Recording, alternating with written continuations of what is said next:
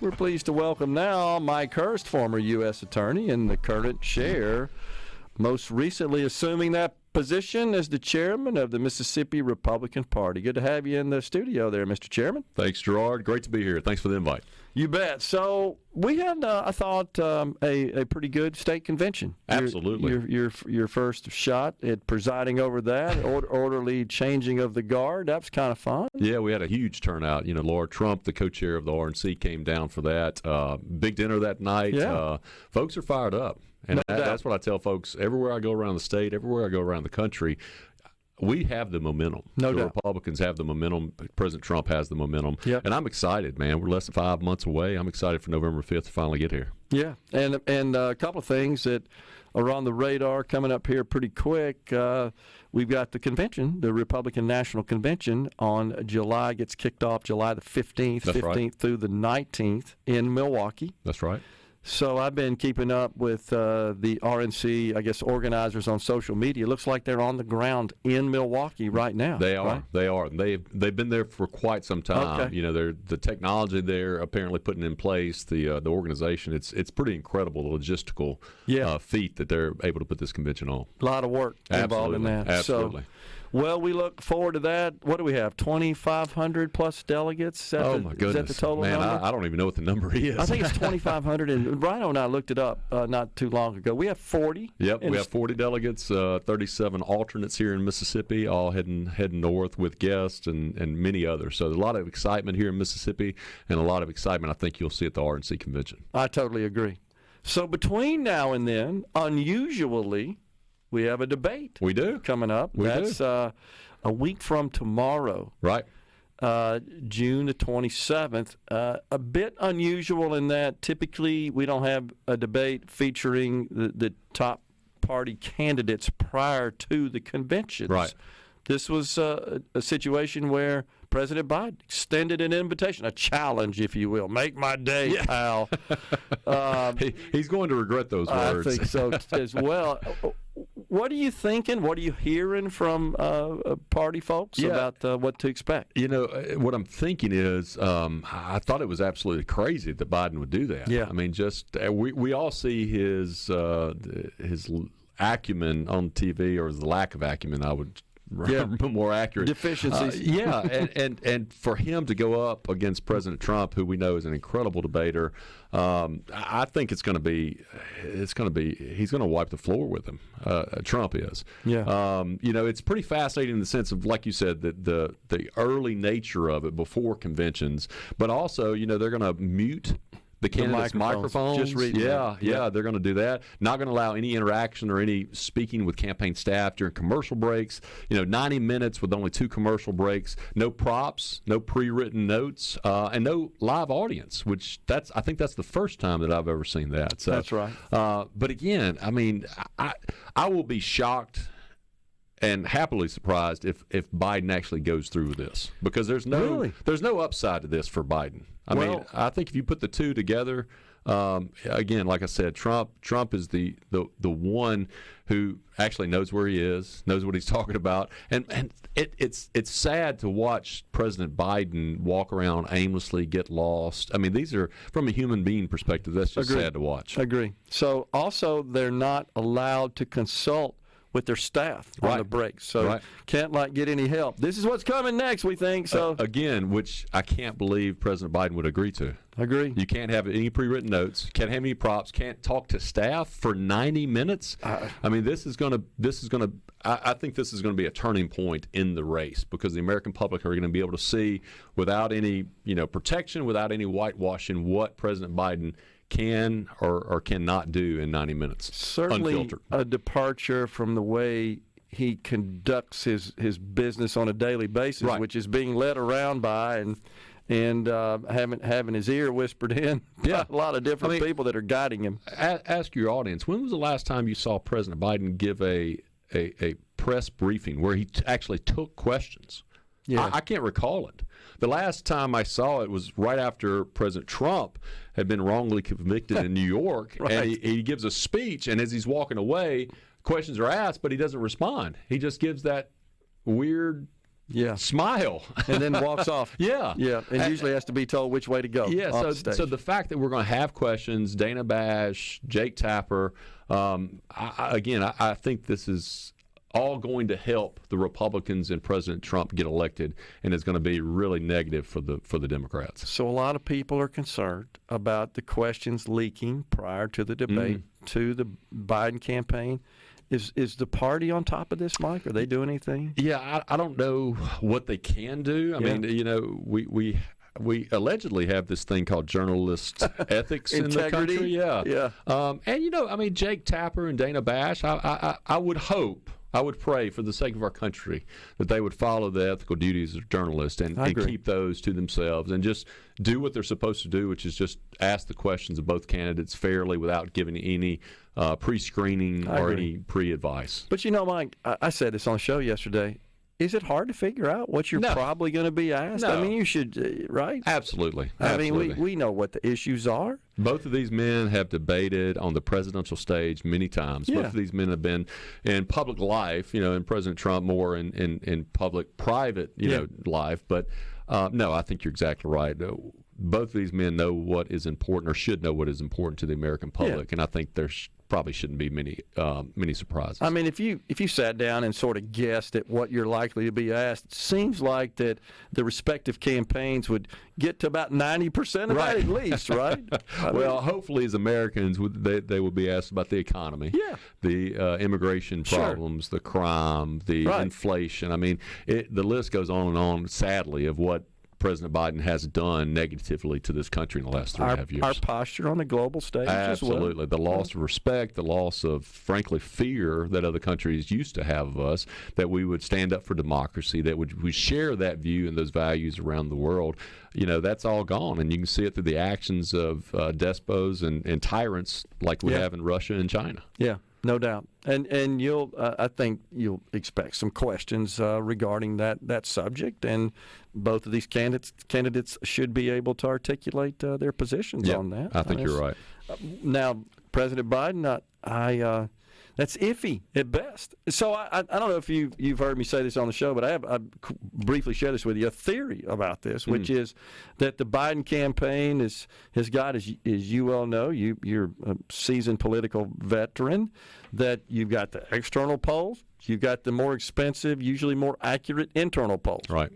And they, of course, have been paying for those. All campaigns do. Right. So they're looking at that a month or so ago and saying, this doesn't look good. And I think they approached the president and said, the only way to make up this delta here is for you to get on the stage and debate Mr. Trump, and you're going to have to challenge him to that. I think in the back of their minds, though, there's another goal, which is if he does well, okay, we get a boost in the polls and we're good to go. But maybe we're setting him up for what we really need to do, which is replace him. He goes out there, we expect him to flop. We run the polls right after the debate, say, hey, look, Mr. President. And I think at that point it's not just his campaign staff that works for him, but it's like his peers. Maybe it's Barack Obama, for example, that sits down with him and says, Joe, for the good of the country and the party, we need you to step aside. Just a theory. Yeah. No, I think it's a legitimate theory. I mean, this could be a litmus test for the Democrats to decide whether they want to continue to back President Biden or whether they want to replace him. Well, doing it before the convention, they have time. That's right. After the convention, that becomes a little bit more difficult course to chart. And I think what you will see, to very stark contrast between the Republicans and the Democrats at their upcoming conventions. I think what you'll see in Milwaukee with the Republican convention is incredible unity, incredible support. I mean, enthusiasm, fire behind President Trump and his candidacy. And I think you're going to see a lot of division. I think you're going to see a lot of uprisings. I think, some people have compared the Democrats' upcoming convention in Chicago to the 1968 Democratic Convention in Chicago, which, if you recall, was pretty momentous in the way that the protests and the riots and everything else. I think there might be a possibility of that.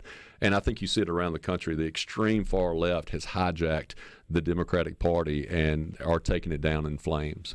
And that's not where our country needs to go. That's not where the American people want to go. And I think, again, come November, you're going to see a clear, as President Trump would say, a clear verdict issued by the American people, and that's going to be for Donald Trump to go back to the White House. I agree. So we got a break right now, but on the other side, wanted to get your thoughts, put your attorney hat on for us, and get your thoughts on expectations for the sentencing, which is going to be handed down on July the 11th by the New York court. Right. See on Mr. Trump's hush money case. We're coming right back, folks, in the Element Well studio with Mike Hurst. Stay with us. And I know the Democrats will say, well, he's got a condition, a physical stuttering condition, and that may be true. This isn't stuttering, though. What he's trying to do here is recall the name of the Secretary of Homeland Security, who is behind him, by the way. This was a White House event just yesterday, and this is where he was announcing, by the way, new policies that would enable certain migrants to become citizens. We just had Ira Melman on the program earlier today, media director with the Federation for American Immigration Reform, discussing this. But nonetheless, this is Mr. Biden yesterday. And honestly, to your point, Mike, I mean, as a human, right, you got to look at that and say, okay, you're 81. We're all subject to that sort of stuff at that age. But it's inappropriate for this guy and improper for him to be in this position. Right. We may disagree with him wholeheartedly on policy issues, yes, but at the end of the day, I mean, he is a husband, a father, a grandfather, and you can empathize with him on a human level, but to see and it's not just a stuttering issue. If you recall that the D-Day presentation, the 80th anniversary of D-Day, where he was with French President Macron on the stage, and he just kind of flaked out, and you continue to see videos of President Biden like that, where he goes blank. It appears he doesn't know where he is. He wanders off.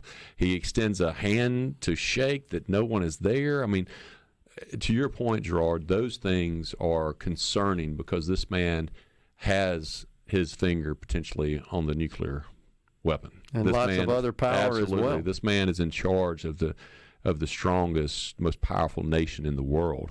And so it begs the question, if he's really not there, who is running our country? That's the big question. And frankly, that question needs to be posed to the American people if this is a puppet, a shadow president, if you will. But I think the bigger question is, what President Reagan proposed to us back in 1980. And that is, are you better off than you were when, in this case, President Trump was in office?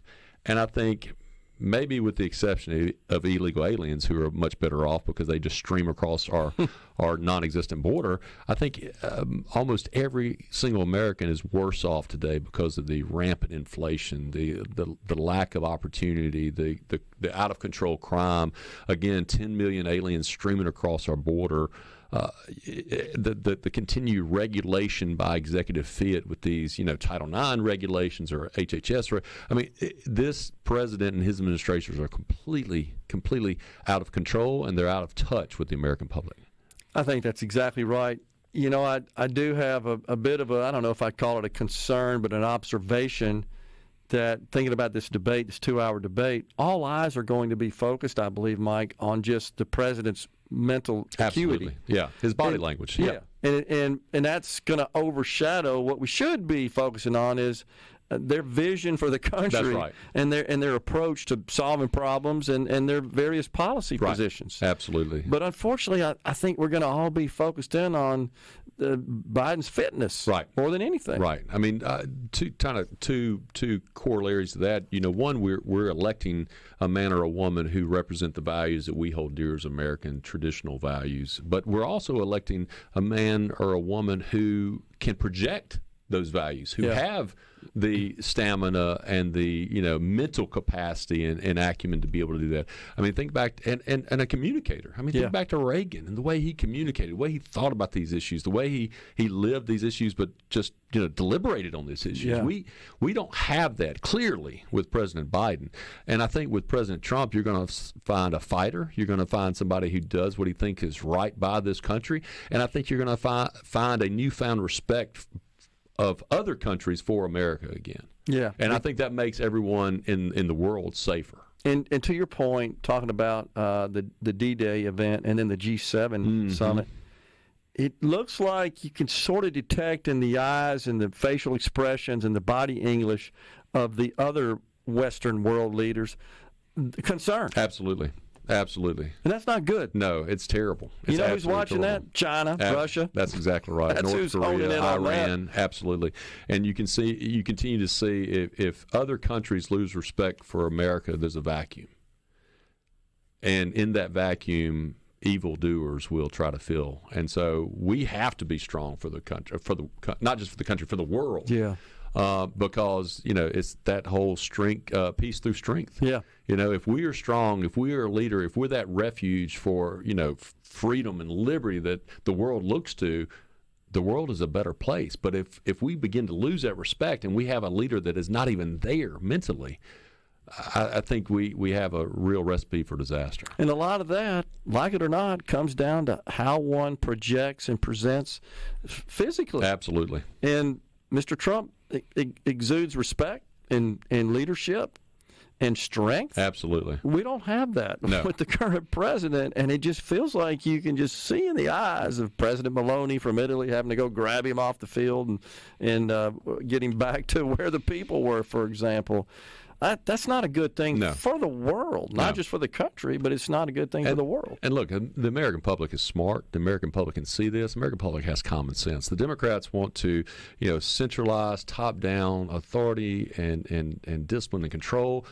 American public sees right through this, and I'm confident that come November, they're going to make the right decision. They're going to put President Trump back in the White House. I'm with you. So what do you think is going to happen with the sentencing coming up on July the 11th? Well, it's, I'm an old federal prosecutor, so New York state prosecution is a little outside of my bailiwick. What I can tell you is, President Trump was convicted by a jury of 34 counts. Each count of falsifying business records relating to a commission of another felony is a Class E felony in New York. And what that means is each felony has up to 4 years in prison.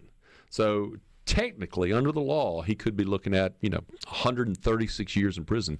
Now, all of the legal experts who are familiar with New York law, what I've read is, the judge takes a number of things into consideration, and one being, the offender's background. And in this case, Trump has no criminal background whatsoever. And so in a white-collar case like this, it involves no type of violence, no type of – in those types of cases, in a normal judicial proceeding, that would result in minimal or no jail time. And especially normally in New York, where it's even hard for them to prosecute violent criminals. They don't put anybody in jail. So I think if it comes down to it, I think the judge will probably not give a sentence of jail time in this case. I would be shocked if he did. Some of the commentators have stated, he could consider, President Trump's alleged lack of remorse or alleged violation of, the gag order as kind of not having respect for the law and use that to try to justify a prison sentence. But I don't think, based upon, we're talking about falsified business records. We're talking about no real victims here because it was done after the election. They try to say this was done to help him in the election. That's not what the evidence bores out. But that's like the whole basis of the case. Right. Institution builder.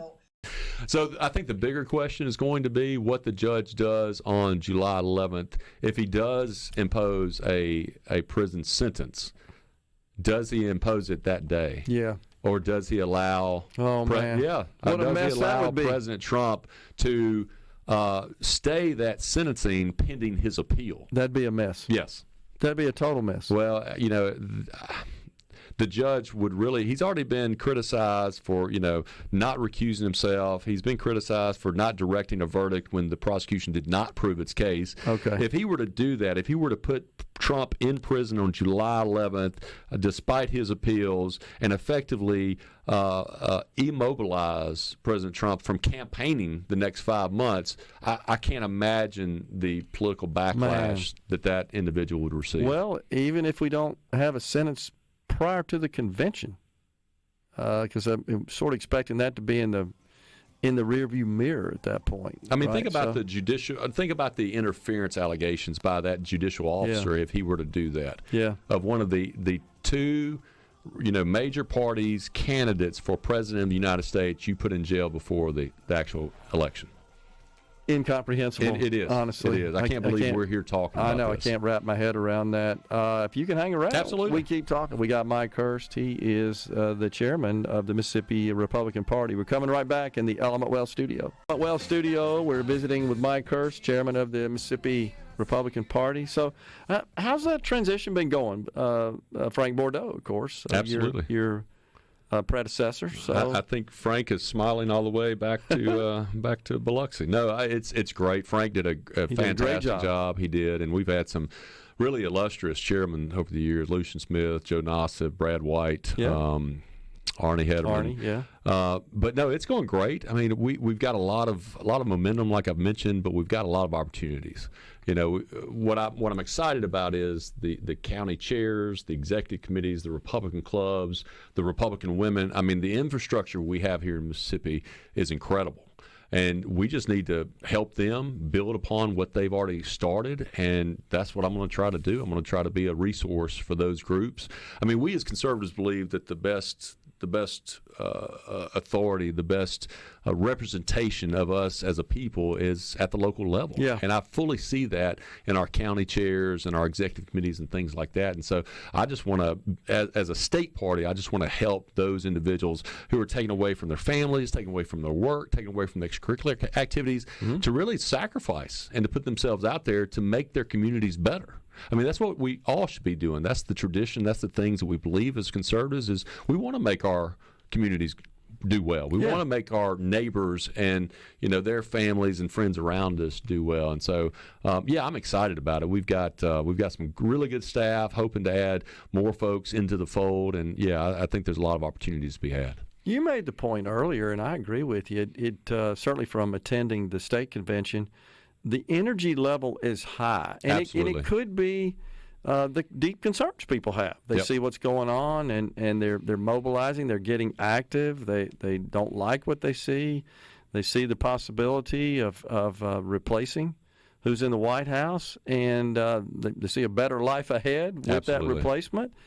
And so they're getting active, energy level. Look, I was only 4 or 5 years old in 1980. But what I've read about it and what people have told me about it, it seems a lot like that. I agree. I was around. I was in college, so I agree. During the Carter administration, a lot of malaise, a lot of depression, a lot of, everything. It seemed like it was going wrong in our country. But people were fired up for a change. People were fired up to have this new conservative vision that this, former governor out of California was spouting. And I see a lot of that here, even though President Trump has been there before, even though he has experience. Like you mentioned at the state convention, people are. I mean, they're excited. Fired up. Absolutely, absolutely. I think it's good. Good for the party. Yeah, it's great for the party. It's great for the people. And I think at the end of the day, like I've said many a time, we're going to see a positive result in November when President Trump's reelected. Well, and you see other evidence, I think, of that energy, Mike, when you just take note of Mr. Trump's rallies. In areas that you wouldn't expect, strong turnouts like New York and Minnesota, New Jersey. I mean, Lawrence Taylor coming on stage. It's incredible. It is incredible, and the support he's getting from the African American community. I think I saw the other day it was up to 21% support.